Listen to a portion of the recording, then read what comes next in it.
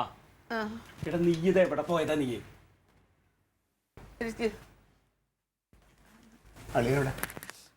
ഉറങ്ങാൻ പറഞ്ഞു ഉറങ്ങുവാണ്. ഇത്ര നേരം ഇങ്ങനെ ഓരോന്ന് പറഞ്ഞിരിക്കുന്നു. ഇപ്പോഴൊന്ന് കണ്ണടച്ചു. ഞാൻ വർക്കല വരെ ഒന്ന് പോയതാ. എന്തിന്? നമ്മുടെ നടരാജൻ്റെ പരിചയത്തിൽ അവിടെ ഒരു സുശീലൻ എന്ന് പറഞ്ഞൊരു ജോത്സ്യനുണ്ടേ.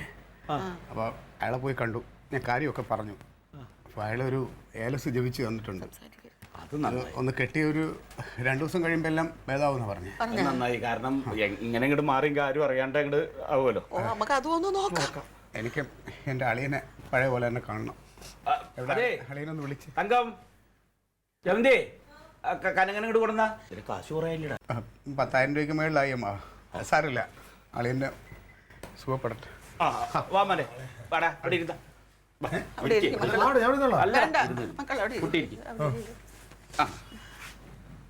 അളിയ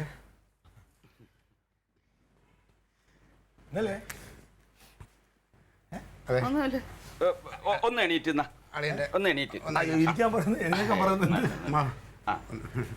അതെ ഒന്നുമില്ല മാറാൻ വേണ്ടിട്ടേ എല്ലാം ഒന്ന് ഉഷാറാവാൻ വേണ്ടിട്ട് ഞാനൊരു പ്രാർത്ഥന. അളിയൻ്റെ എല്ലാം നല്ലത് വരാൻ വേണ്ടിട്ട് ഞാനൊന്ന് പ്രാർത്ഥിച്ചു. ഒന്നുമില്ലടിയ, അളിയതൊന്നുമില്ല. അമ്മ ഇതിപ്പോ ഇത് കെട്ടിക്കഴിയുമ്പോ എല്ലാം മാറിയ അമ്മാവ എല്ലാവരും എന്നോട് ക്ഷമിക്കണം. എന്തിന്? അളിയനെ അന്ന് ഭിക്ഷക്കാരൻ വന്നിട്ട് കൊല്ലൂന്നൊക്കെ പറഞ്ഞ് പേടിപ്പിച്ചിട്ട് പോയില്ലേ. അപ്പം അളിയൻ പേടിച്ചെന്ന് തോന്നിയപ്പോൾ അളിയനെ കുറച്ചുകൂടെ ഒന്ന് പേടിയാക്കാൻ വേണ്ടിയിട്ട് ഞാൻ അവിടെ സ്റ്റിക്കറൊക്കെ കൊണ്ടുപൊട്ടിച്ചത്. പിന്നെ മറ്റേ ബൈക്കിൽ നിന്ന് എറിഞ്ഞ് തള്ളിയിട്ടതൊക്കെ ഞാൻ വെറുതെ പറഞ്ഞത്. അളിയെ ഒന്നുകൂടെ ഒന്ന് പേടിക്കുക, തമാശയൊക്കെ ജമന്തി. ഞാൻ അല്ലാതെ എന്ത് പണിയൊക്കെയാണോ നീ കാണിച്ചത്? ഇതിൻ്റെ പേരിൽ അളിയിൽ എന്ത് വന്നാലും ഞാൻ നോക്കിക്കോളാം. ഇനിയിപ്പോൾ എത്ര പൈസ ചിലവായാലും ഞാൻ നോക്കിക്കോളാം. ഒന്നുമില്ല അളി, എല്ലാം ശരിയാവും കേട്ടോ.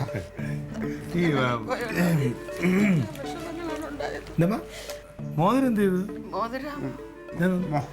മോതിരം അത് ഭിക്ഷക്കാർക്ക് ഭക്ഷണം മേടിച്ചു കൊടുക്കാനായിട്ട് ഞാൻ വിറ്റിട്ട് നീ പറഞ്ഞോണ്ട് കൊടുത്തു. മേടിച്ചു കൊടുത്തു. അതിന് മോതിരം എന്തിനാ കൊടുക്കുന്നത്? അത് മോതിരം കൊടുത്ത് ആഹാരം വാങ്ങിച്ചു കൊടുക്കാൻ നീ അല്ലേ പറഞ്ഞത്? എല്ലാവർക്കും എല്ലാം ഊരി കൊടുക്കാനാ പറഞ്ഞത്. എന്നിട്ട് എല്ലാവരും കൊടുക്കാത്ത? അല്ല നീ അതങ്ങ് ഊരി കൊടുത്തത് കൊണ്ട് അല്ല, അത് ഇങ്ങോട്ടല്ല വന്നത്. വഴിയിൽ വെച്ച് കണ്ടപ്പോ ആ മോതിരം കൊടുത്തതാ. ഇവിടെ വന്നാൽ നമ്മൾ ഇതൊക്കെ ഊരി കൊടുക്കും. നമ്മൾ കൊടുക്കണല്ലോ. നീ പറഞ്ഞല്ലോ കൊടുക്കണം എന്ന്. അല്ല, അതല്ല എന്റെ മോതിരം എവിടെ? ഭിക്ഷക്കാർക്ക് കെട്ടിയപ്പോ തന്നെ ഒരു മാറ്റം വന്നതല്ല. അത് കുറച്ച് മുമ്പ് നീ അങ്ങനെയൊക്കെ പറഞ്ഞടാ. അങ്ങനെ വേണ്ട, മോതിരം കിടക്ക്. അല്ലെ മോതിരം മോതിരം എന്റെ കയ്യിലുണ്ട് കേട്ടോ. ഞാൻ വിചാരിച്ചവൻ കൊണ്ട് വിറ്റ് അതിന്റെ പൈസക്ക് ഇത് മേടിച്ചിട്ടില്ല. അവനറിയാതെ ഭിക്ഷക്കാർക്ക് കൊടുക്കാനാണ്. കാശ് കുറച്ച് പോയല്ലേ? നന്നായി. ഇതൊന്നും എനിക്ക് വേണ്ടമ്മ. ഇതൊക്കെ എന്തിനു കിട്ടുന്ന കാര്യം?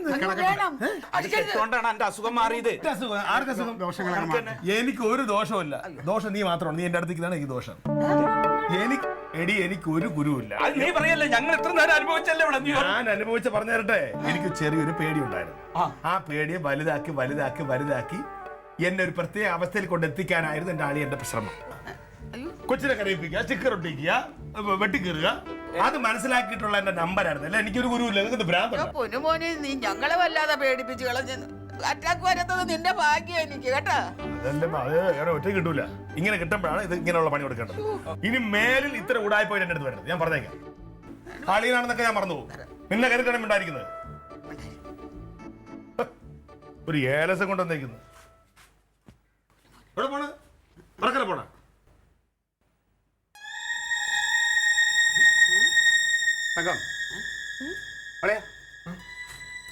ഇവിടുന്ന് ഒരു കാല് കാണാൻ നോക്കും. ഞണ്ടിന്റെ കാല് ഇങ്ങനെ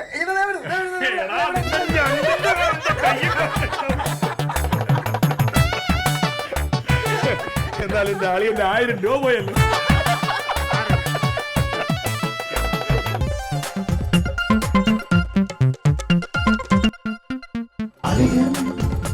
versus Alien.